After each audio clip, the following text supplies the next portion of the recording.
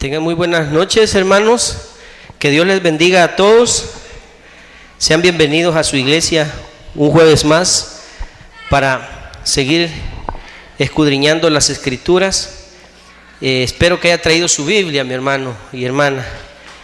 Bueno, los pequeñitos entre 3 y 6 años, este es el momento para irse a iglesia infantil con mis hermanos. Si hubieran más pequeñitos, este es el momento para que usted pueda llevarlo ahí con mis hermanos. Ahí va otro pequeñito. Y los que no, pues ahí se pueden quedar con sus papás.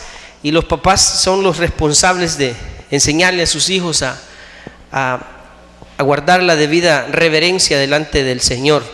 Recuerde que cada vez que usted y yo nos reunimos en estas, que el término está bien dicho, estas santas convocatorias, porque son dedicadas para adorar, para honrar el nombre de nuestro Dios, es responsabilidad nuestra ser reverentes delante del Señor.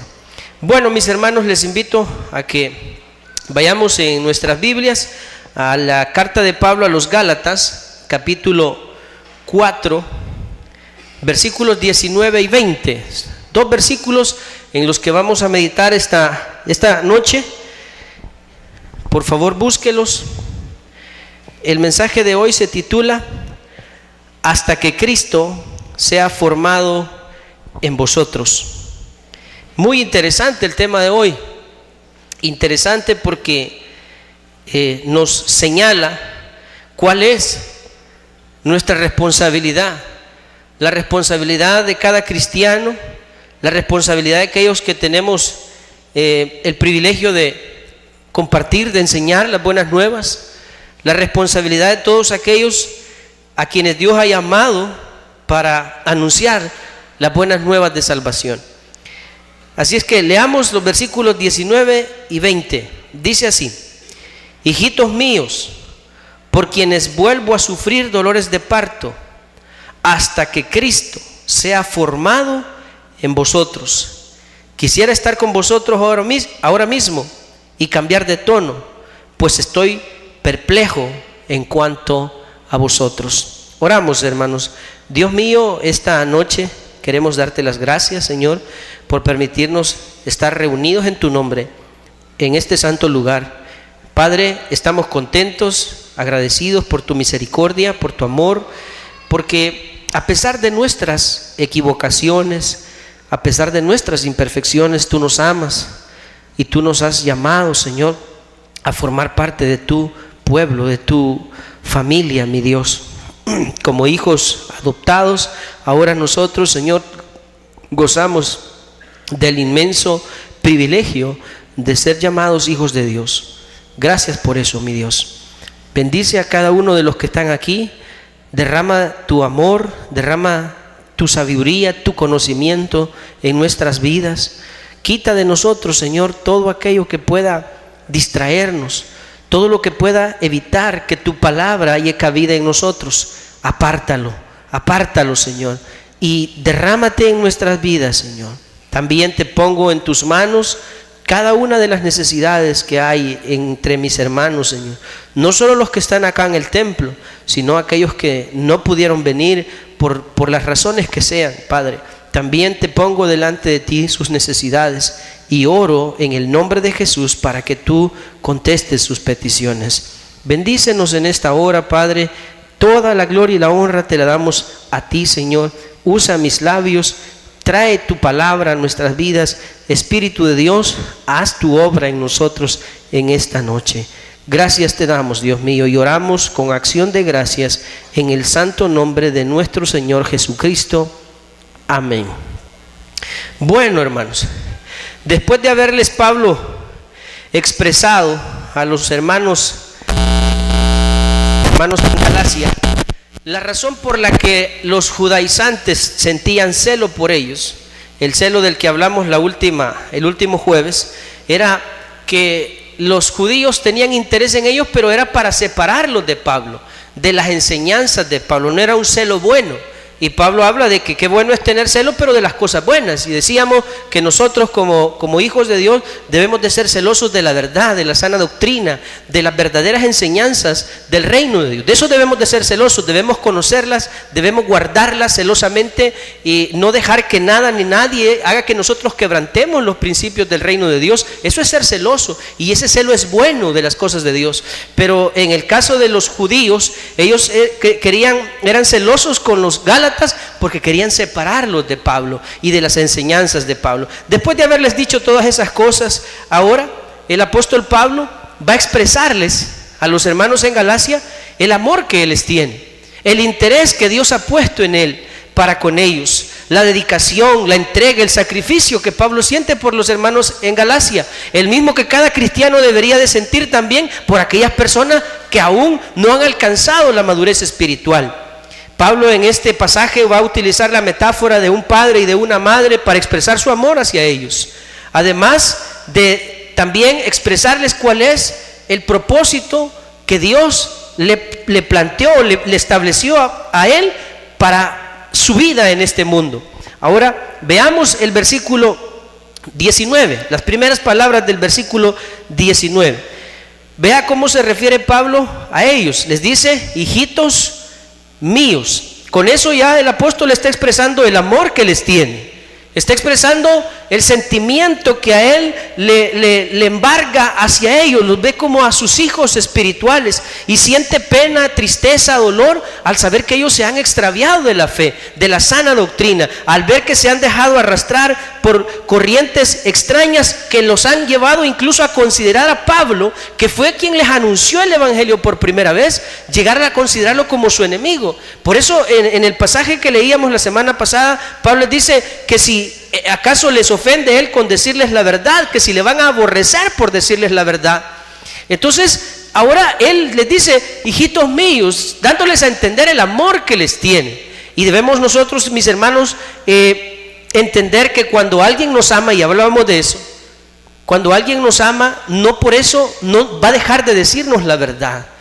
Al contrario, aquella persona que nos ama nos va a corregir en amor. Aquel que oculta o disfraza,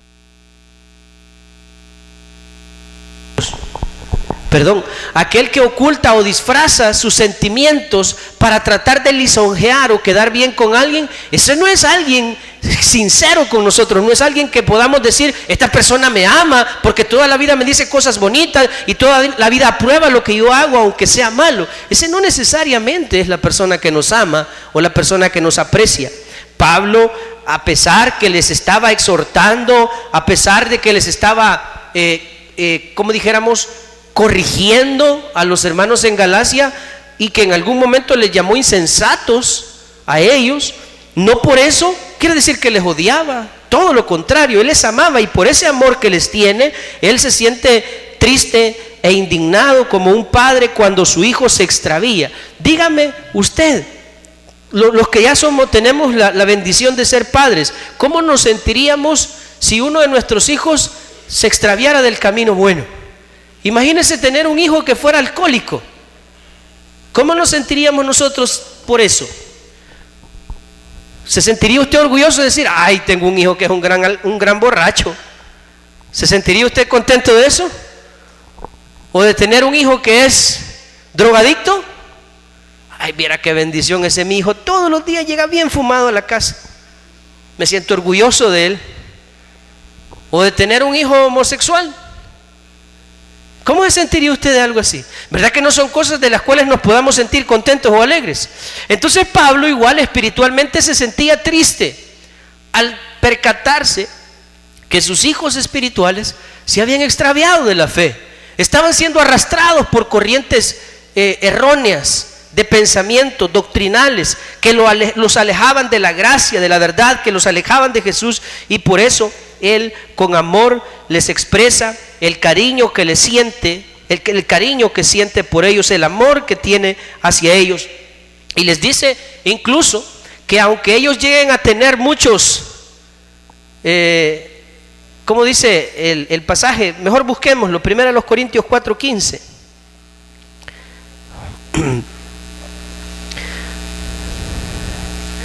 Primera a los Corintios 4:15. Él se considera con los hermanos en Galacia como su padre espiritual, lo mismo que les dijera a los corintios. En 1 Corintios 4:15 dice: porque aunque tengáis 10,000 años en Cristo.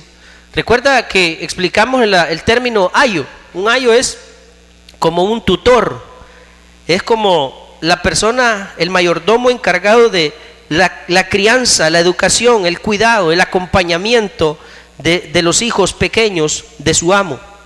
Entonces dice: aunque tengáis 10,000 años en Cristo, no tendréis muchos padres.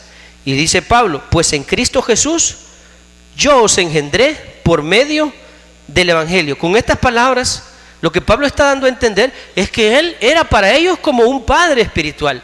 No que él estuviera tratando de suplantar a nuestro padre, sino más bien que él había hecho el trabajo de engendrarlo, de sembrar, de plantar la semilla, de cuidar de su crecimiento, de darles la sana doctrina, esa responsabilidad que todo cristiano tenemos de multiplicarnos, de ir y predicar, de ir y enseñarle a otros la verdad.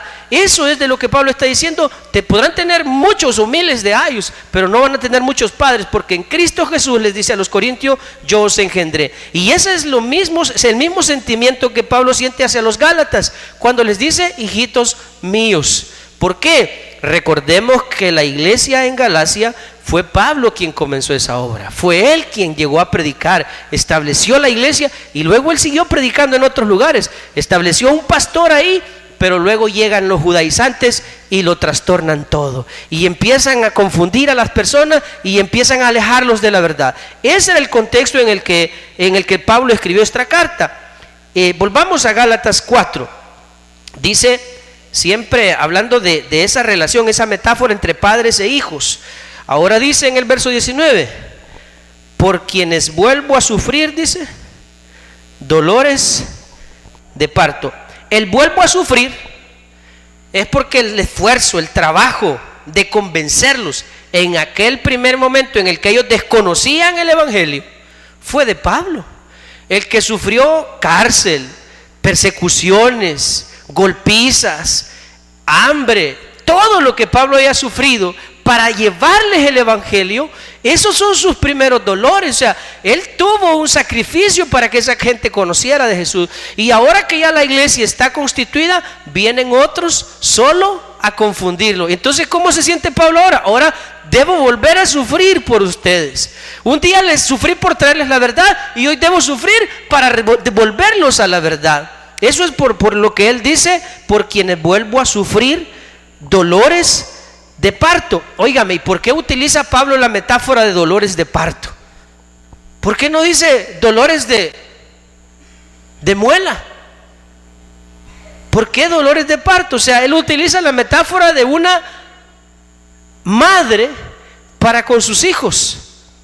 Dolores de parto. Eso pone de manifiesto el amor tan grande y el sufrimiento al que una madre está dispuesta por amor a sus hijos. ¿O no es así? Porque una mujer, cuando sale embarazada, sabe que va a tener que en el momento del alumbramiento, va a tener que sufrir los dolores de parto, excepto que hoy en nuestros tiempos existen las, ¿cómo se dice? Las cesárea, ¿verdad? Que ahí sí, pues, anestesian o no sé cómo es, así con exactitud, pero entiendo que no es el mismo dolor. Pero la recuperación es más complicada y dolorosa que el alumbramiento normal, hasta donde yo tengo conocimiento, pues. Pero lo que quiero decir es que como sea, hay dolor. Y Pablo compara el amor y el sufrimiento por el que él está dispuesto a sufrir por ellos con los dolores de una madre por sus hijos. Y el cariño, el cuidado que él siente por ellos, él se compara a sí mismo como con una madre. Y no solo con ellos, también con los hermanos en Tesalónica usó el mismo tipo de ejemplo. Quiero que veamos primero a los Tesalonicenses 2, del 7 al 8. Primera a los Tesalonicenses 2, 7 al 8. Dice Pablo, escribiéndole a los hermanos en Tesalónica: antes, dice, fuimos tiernos entre vosotros, hablando del cariño con el que él cuidaba a sus hijos espirituales, como la nodriza, dice, que cuida, ¿cómo, hermanos? Con ternura a sus propios. O sea, ¿cómo deberíamos nosotros de cuidar a los recién convertidos en la iglesia? ¿Cómo? Con ternura, con cariño, con delicadeza, con atenciones, con paciencia. Como Pablo dice, yo vuelvo a sufrir dolor de parto por ustedes. Así los amo, así los quiero, así me importan ustedes, como una madre que cuida a sus hijos. Y aquí el ejemplo también con los tesalonicenses. Dice el 8: tan grande es nuestro afecto por vosotros, que hubiéramos querido entregaros no solo el evangelio de Dios, sino también nuestras propias vidas, porque habéis llegado a sernos muy queridos. Aquí yo tengo para usted una pregunta, porque estamos hablando de la metáfora de Pablo es el amor que él tiene por los hermanos de Galacia, que compara con el amor de una madre. Usted como cristiano, como miembro del pueblo de Dios o de esta congregación, usted siente amor por sus hermanos. Un amor como este, lo siente. Y yo le pregunto, ¿y si lo siente, y cómo lo manifiesta? ¿A quién en esta congregación usted se ha tomado el tiempo de cuidar? ¿Se ha tomado el tiempo de visitarle para compartirle las buenas nuevas? ¿Se ha tomado el tiempo de visitarlo para animarlo, para orar por esa persona, para cuidar de él en la medida de lo que sea posible? ¿A cuántas personas usted les ha hecho eso? Quizás a muy poco, ¿verdad? Porque nuestra cultura ha sido, vamos a la iglesia 1 o 2 veces por semana y hay que cada quien sálvese como pueda. Pero eso es algo, hermanos, que nosotros tenemos que cambiar como congregación. Los pastores, las pastoras que estamos, no podemos hacerlo todo. No podemos estar cuidando a todos al mismo tiempo. Y cada vez hay gente quejándose, estuve enfermo, y los pastores ni se acuerdan de mí. Pero si así hay 200 personas pensando igual, ¿cómo van a poder los pastores visitarlos a todos? No se puede. ¿Quiénes tendríamos que hacerlo? Todos deberíamos cuidarnos unos. El problema es que el estereotipo que nosotros tenemos de la obra de Dios es que los pastores tienen que hacerlo todo. Y no, hermano, este es trabajo de todos los creyentes. El cuidarnos y amarnos con ternura unos a otros. Eso es lo que Pablo expresa. Dice, por ustedes yo vuelvo a sufrir los dolores que una madre siente al dar a luz a sus hijos. Así les amo, como a mis hijos, como yo, si yo fuera una madre para ustedes. Alguien dirá, mire qué ridículo lo que dijo Pablo. Ese Pablo quizás era homosexual. ¿Por qué utiliza la figura de una madre para ilustrar el amor que siente por sus hermanos, por los que él engendró en la fe? ¿Por qué no mejor la figura de un padre? Más adelante utiliza la figura del padre. Pero quiero decirle algo. ¿Sabe que Dios utiliza el mismo tipo de metáforas para referirse a nosotros como sus hijos? Él, oiga esto, Dios mismo utiliza las metáforas como las de una madre para hacer alusión al amor que nos tiene. Quiero que vea este pasaje que se encuentra en Isaías capítulo 66, versículos 12 y 13. Dios, el Padre, se compara su amor, su cuidado para con nosotros como el amor y el cuidado de una madre por sus hijos. Dice el versículo 12, Isaías 66, 12. Porque así dice Jehová, he aquí, yo extiendo sobre ella paz como un río, hablando de la nación de Israel, y la gloria de las naciones como torrente que se desborda. Y, ¿qué dice? ¿Está conmigo? ¿Qué dice después? Y mamaréis. ¿De qué está hablando? De amamantar, ¿verdad? O sea, Dios el Padre se considera como una madre que amamanta a su pueblo. Y mamaréis. ¿Y qué dice después? Y en los brazos seréis traídos, como una madre que cuida a su hijo en sus brazos. ¿Y sobre qué dice? O sea que Dios el Padre utiliza la figura de una madre que amamanta, que chinea, que cuida a sus hijos con amor y ternura para ilustrar el amor que Él siente por usted y por mí. ¿Acaso eso es cursi o ridículo? Dios utilizó ese ejemplo porque quizá humanamente para nosotros el amor más grande que puede existir es el amor de una madre por sus hijos. Y ese es un dicho popular: no hay como el amor de una madre. Pues Dios dice: pues ¿sabes qué? Yo te amo como puede amar una madre a sus hijos. Así dice el Señor. Y dice luego en el siguiente versículo, en el 13: como aquel a quien consuela. ¿Quién dice? Entonces, ¿con quién se está comparando Dios el Padre? Con el amor de una madre. Así os consolaré yo a vosotros, y en Jerusalén tomaréis consuelo. No solo Pablo se compara con una madre, él lo aprendió del Padre, de Dios. Él nos ama de esa manera. Y no solo él, también Jesús hizo lo mismo. Vean Mateo 23, versículo 37. Mateo 23, 37 dice: Jerusalén, Jerusalén, que matas a los profetas y apedreas a los que te son enviados.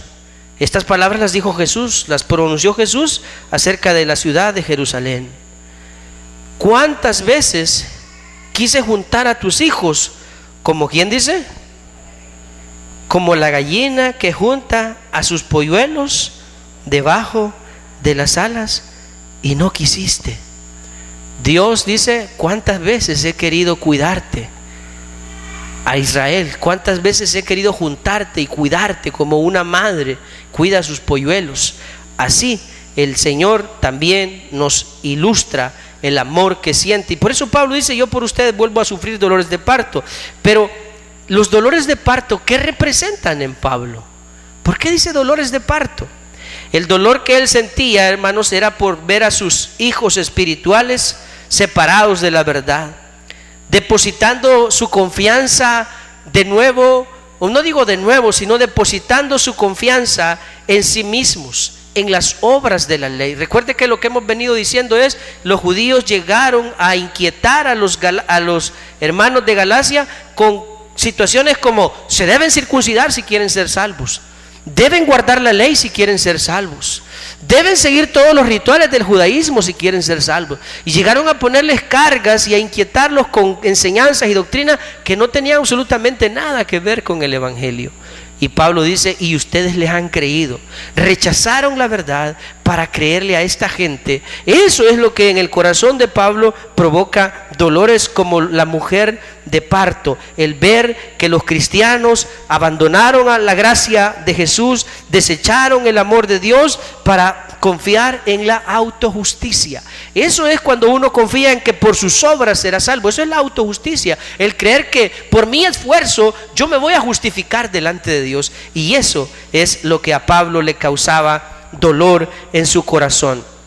Volvamos a Gálatas 4:19. Estamos: hijitos míos, por quienes vuelvo a sufrir dolores de parto. Y ese dolor que Pablo experimenta, él menciona hasta cuándo llegará ese dolor. Dice: hasta que Cristo sea formado en vosotros. Esa parte es la medular del mensaje de hoy: hasta que Cristo sea formado en vosotros.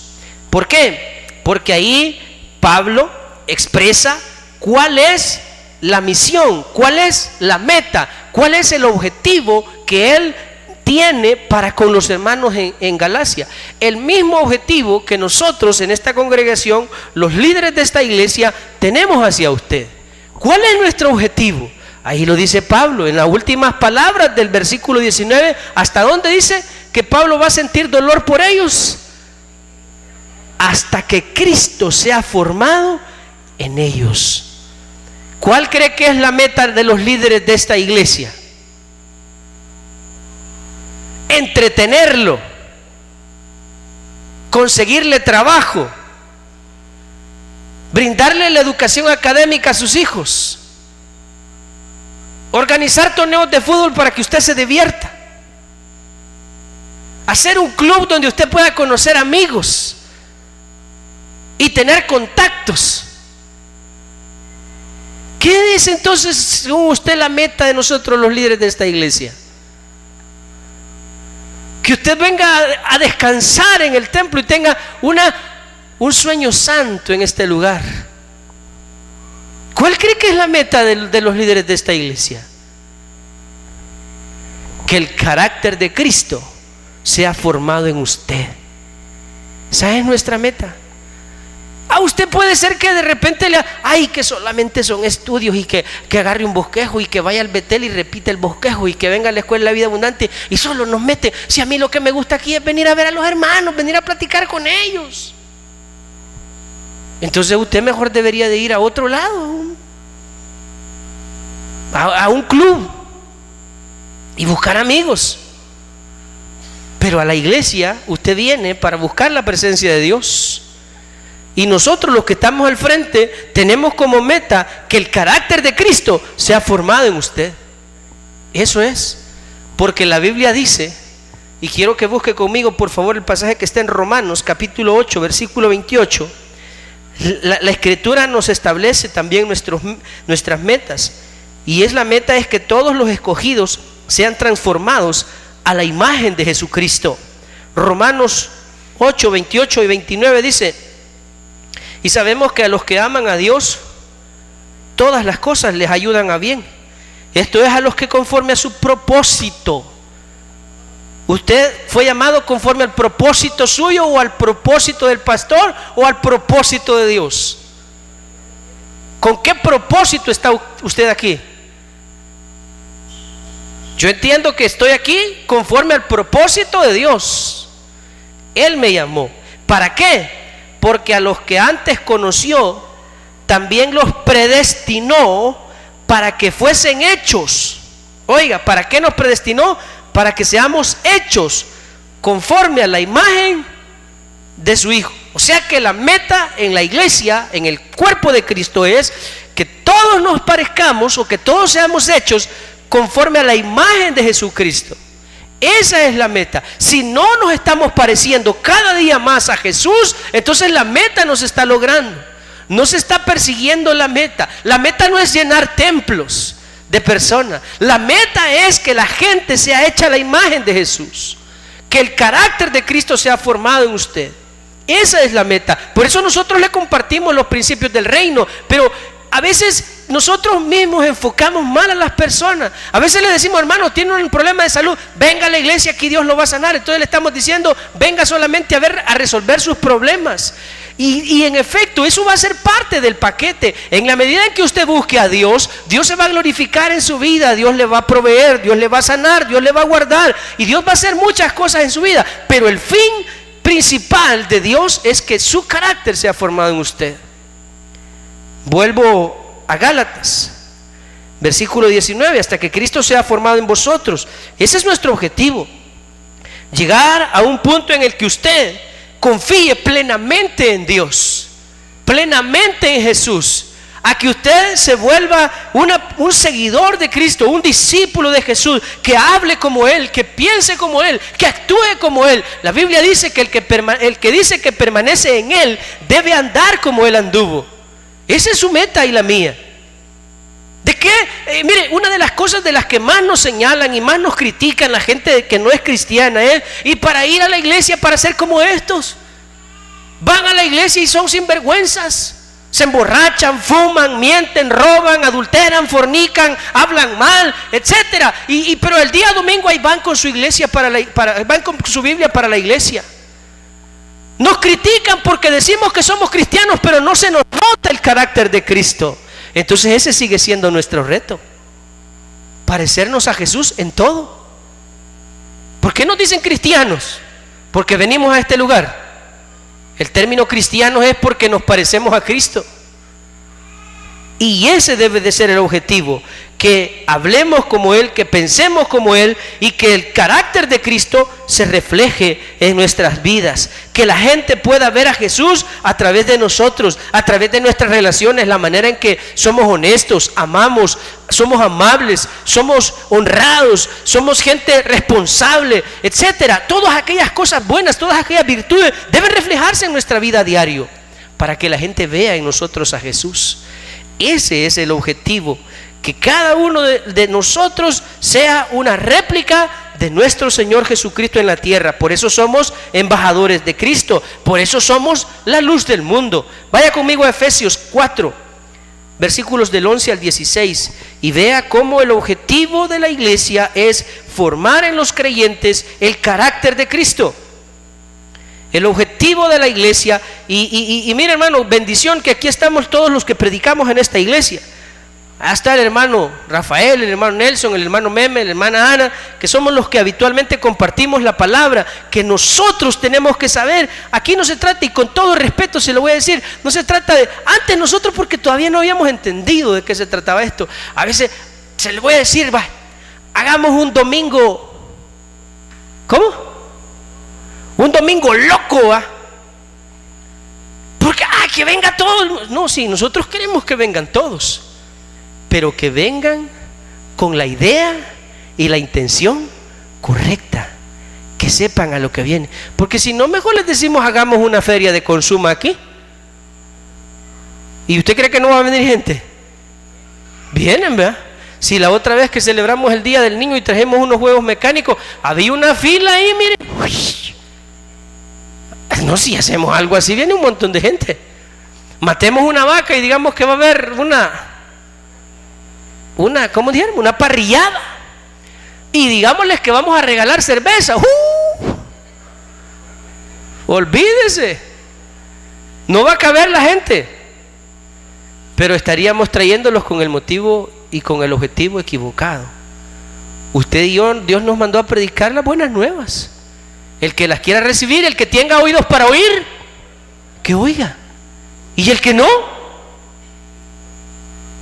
dice la Biblia, cuando le dijeron, mira, Señor, los discípulos se ofendieron por lo que les dijiste y se fueron. Y Jesús les dijo, ¿y ustedes también se quieren ir?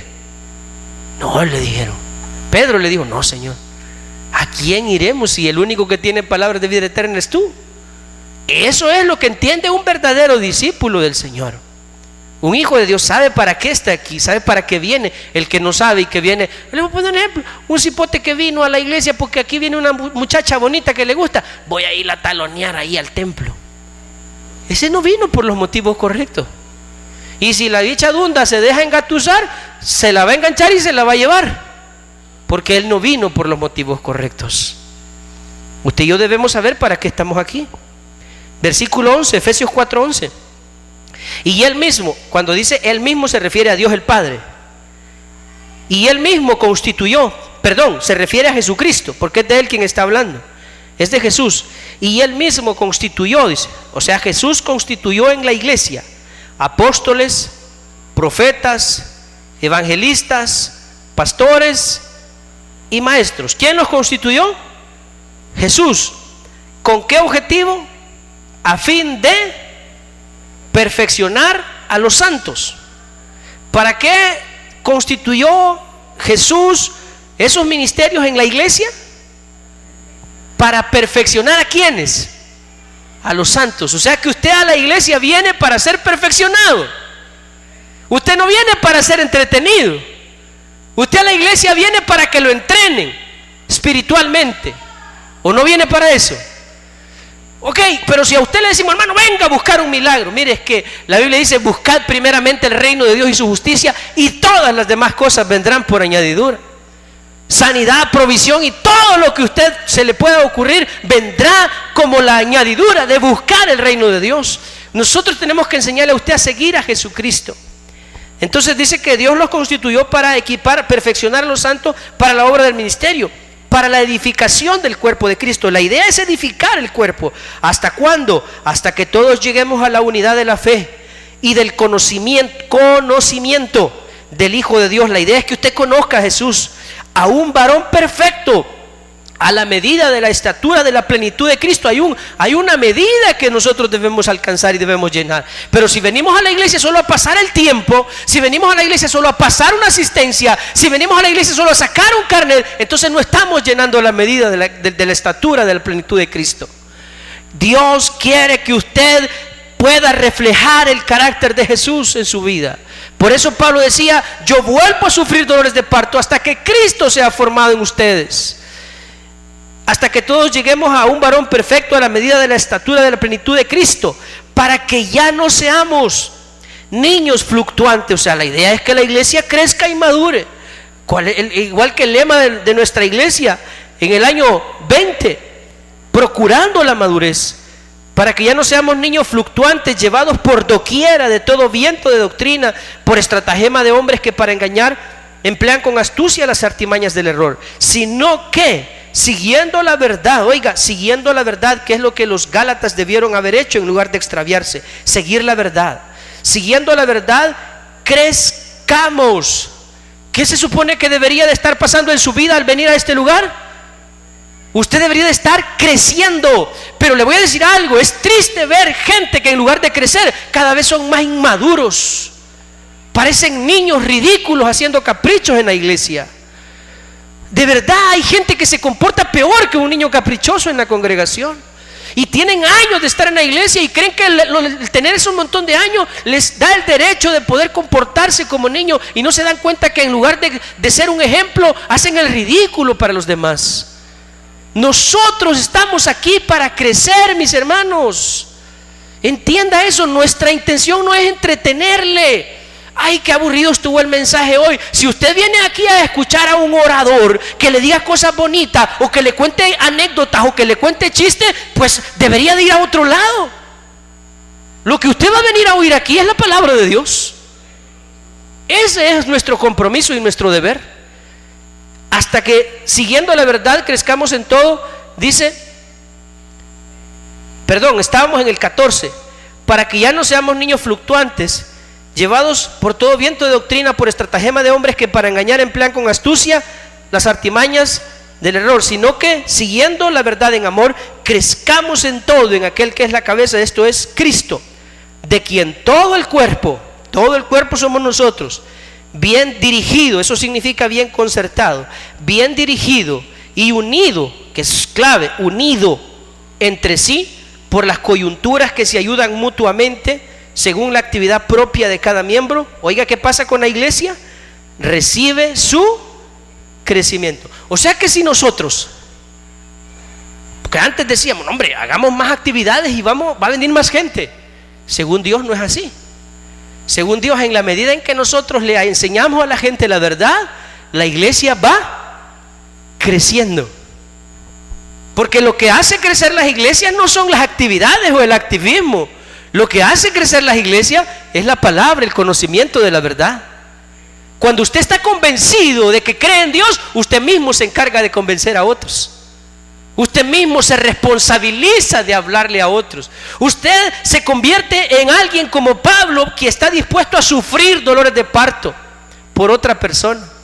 Él se compara como un padre al decir: ustedes pueden tener muchos ayos, pero padres solo tienen uno, dice Pablo. Yo los engendré en Cristo.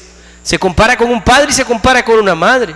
Por eso dice: hijitos míos, así se comporta un cristiano que ha conocido la verdad, que ha crecido y que ha madurado. Asume compromiso. No es una persona fluctuante, no es una persona desconocedora, ignorante, sino que es alguien que conoce la verdad y que por esa verdad que conoce hace la obra de Dios. Y dice entonces, recibe su crecimiento. La obra, la iglesia, el cuerpo de Cristo crece en la medida en que sus miembros crecen en el conocimiento de Dios. Por eso la meta de la iglesia y de los que tenemos la responsabilidad de enseñar y de compartir es que usted crezca, que usted reciba y que usted asemeje el carácter de Cristo en su vida, hasta que, como decía Pablo, hasta que Cristo sea formado en vosotros. Vea conmigo Colosenses capítulo 1, versículo 27.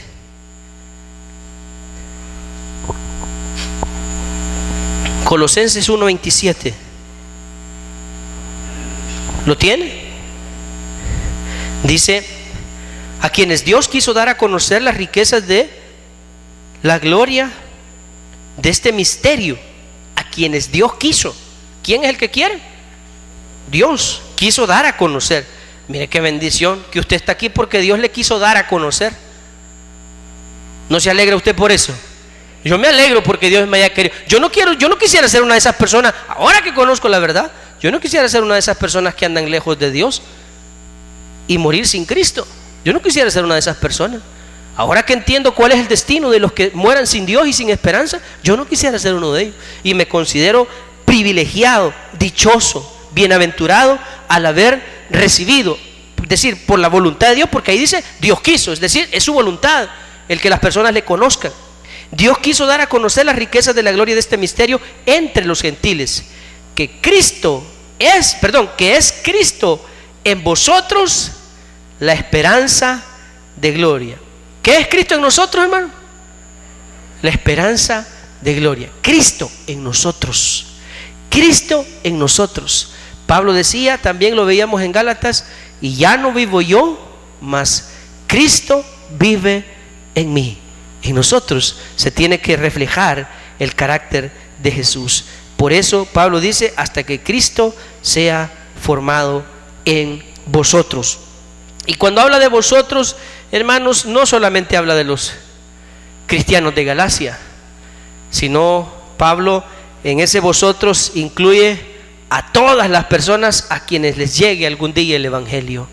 La meta es que se parezcan, que se asemejen y que manifiesten el carácter de Cristo por todas partes como discípulos del Señor. Veamos 2 Corintios 4 versículos 10 y 11. 2 Corintios 4 versículos 10 y 11. Dice, esto es lo que todos los creyentes deberíamos sentir y hacer, llevando en el cuerpo, es decir, la marca en nuestras vidas, llevando en el cuerpo siempre, por todas partes, la muerte de Jesús, para que también, ¿qué, mis hermanos? Se manifieste en dónde. O sea que en nosotros, ¿qué se debería de manifestar? La vida de Jesús. Eso se debería de manifestar. Versículo 11. Porque nosotros que vivimos, dice Pablo, siempre estamos entregados a muerte por causa de Jesús, para que también la vida de Jesús se manifieste en nuestro cuerpo, en nuestra carne mortal. O sea, en este cuerpo debería de manifestarse el carácter de Cristo. Qué triste es que muchos de nosotros vivimos preocupados, afanados solamente por qué comer, qué vestir, por tener dinero, por hacer dinero, por ganar dinero, y nuestra gran preocupación, y nos quedamos hasta largas horas en el trabajo afanados porque quiero ganar más, quiero tener más dinero, quiero ganar esto y por las cosas espirituales no sentimos esa misma necesidad. O sea, nuestra carne se ocupa más de los asuntos terrenales que de los asuntos espirituales. Y así decimos nosotros, ¿y por qué la gloria de Dios no se manifiesta en mi vida? Si somos más terrenales y carnales que espirituales, cuando el Señor dice que Él quiere que la vida de Cristo se manifieste en nuestra carne. En nuestra carne debe reflejarse el carácter del Señor. Volvamos a Gálatas capítulo 4, versículo 19. Versículo 20. Quisiera estar con vosotros ahora mismo, porque Pablo se está dirigiendo a los hermanos en Galacia a través de esta carta que usted y yo estamos leyendo y estamos escudriñando. Él no estaba en aquel momento presente con ellos. Se presume que él escribió desde Corinto a los hermanos en Galacia, y por eso dice, quisiera estar con vosotros, pero no podía, por las razones que fueran. Y cambiar de tono. ¿Por qué cambiar de tono? Porque pues les había hablado así un poco severamente. Recordemos que en esta epístola hay una parte en la que le dice Gálatas insensatos. O sea, sonaba un poco hiriente. Alguien podría decir, Pablo odiaba a los hermanos. No, no los odiaba. Lo que pasa es que estaba muy indignado por lo que estaba pasando en la iglesia, por cómo ellos estaban siendo desviados de la verdad. Y dice, ¿saben qué? Yo quisiera estar con ustedes para cambiar de tono, para que en lugar de usar de la severidad que estoy usando, la osadía que estoy tomándome al escribirles y decirles esto, preferiría estar ahí y consolarlos y amarlos y decirles cuánto les amo y que estoy dispuesto a dar lo que fuese por amor a ustedes, y cambiar de tono. Y dice, ¿por qué es que él se siente de esa manera? Pues estoy perplejo en cuanto a vosotros. Ese asombro que Pablo sentía, sí, asombro podríamos decir, sorprendimiento a causa de la desviación de los hermanos. Y mis hermanos, yo quiero terminar concluyendo quizás lo más importante del mensaje de esta noche. Lo más importante de hoy es que entendamos que el anhelo de todos nosotros al venir a la iglesia, al formar parte de esta congregación, debe de ser que el carácter de Cristo se refleje en nuestras vidas. Eso es lo más importante. Lo segundo que también debemos atesorar del mensaje de esta noche es que todos tenemos la responsabilidad de amar, cuidar, como un padre cuida a su hijo, a nuestros hermanos menores en la fe. Todos nos vivimos quejando, ay, que esta gente no crece, ay, que esta gente no entiende. Pues sí, pero no nos tomamos el tiempo para cuidar a nadie. No nos tomamos el tiempo para discipular. ¿Usted cree que a propósito nosotros, o porque no tenemos otra cosa que hacer, se nos vive ocurriendo cosas con que los equipos de pacto, los grupos Betel? Es para que usted pueda recibir ese cuidado de parte de alguien. Y yo le quiero decir a usted que es un predicador de un grupo Betel, o que es un líder más bien de un equipo de pacto, haga bien su trabajo, su llamado. Si usted está ahí, si aceptó ese llamado, no es solamente para sentirse que está en un puesto de eminencia. Usted aceptó una responsabilidad con esa gente, y esa responsabilidad no solamente es de ir a leerles un bosquejo el día lunes. La responsabilidad es de ir a amar, cuidar y pastorear a esas personas. Hay algunos que no han entendido todavía. Yo le pregunto a veces al hermano Rafa, ¿cómo es posible que hay líderes que van a hablar de estas cosas y ni siquiera ellos han venido a oírlas? ¿De qué hablarán?, me pregunto yo. ¿Qué debilidades le dirán a la gente? Porque ¿cómo podemos dar lo que nosotros no tenemos, mis queridos hermanos? ¿Se imagina que yo voy a venir a hablarle de estas cosas y ahora en la tarde le di una leída a esto? O que mañana voy a venir a hablar de algo, aquí hable de esto, pastor, y ¿qué dice? ¿Qué le diría a la gente? Entonces, si Dios le ha dado el privilegio de dirigir, de pastorear, de cuidar, de liderar a un grupo de personas, ser responsable como un padre que cuida de sus hijos. A los líderes de ministerios también les hago el mismo reto.